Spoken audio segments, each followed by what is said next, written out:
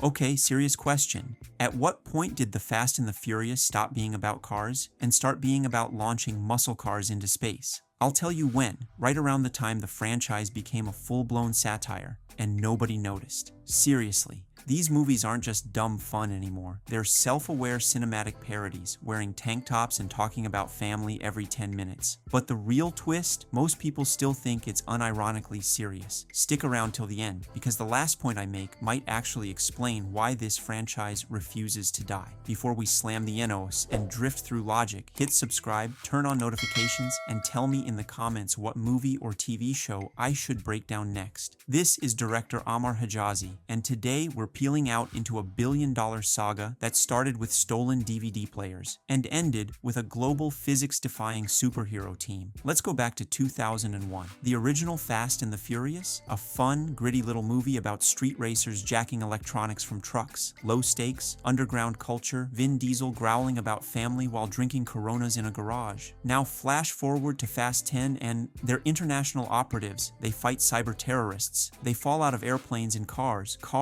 At one point, they literally launched a Pontiac into orbit. And it wasn't even the most ridiculous thing that happened that year. That's not escalation. That's satire. That's the writers throwing up their hands and saying, let's just see how far we can push this before the audience catches on. Spoiler alert, we never did. Dom Toretto isn't a character anymore. He's a mythological being in a sleeveless shirt. He survives fiery explosions, drives through collapsing bridges, gets shot at by tanks, and doesn't flinch. Why? Because family. At this point, if you told me Dom was powered by pure diesel and guilt, I'd believe you.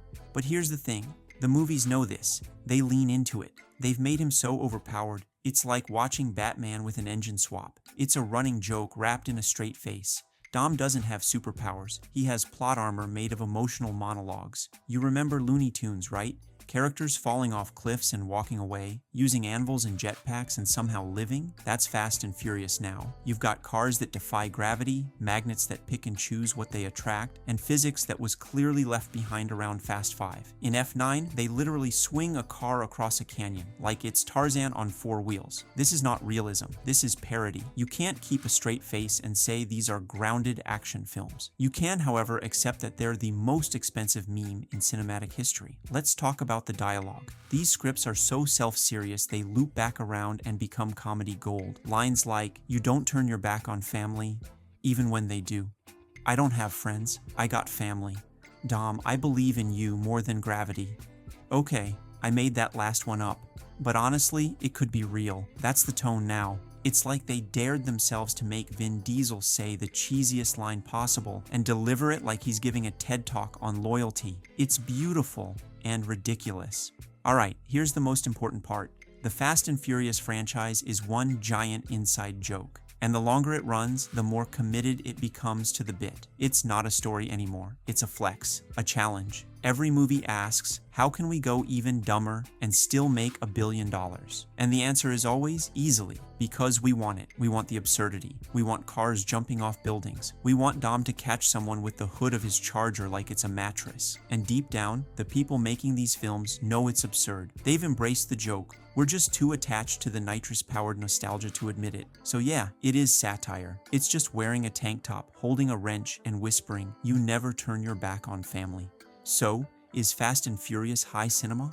Is it self-aware, over-the-top, physics-defying parody? Absolutely. And somehow, that makes it brilliant. This was director Ammar Hejazi, and if you made it to the end without crashing into a plot hole, thank you.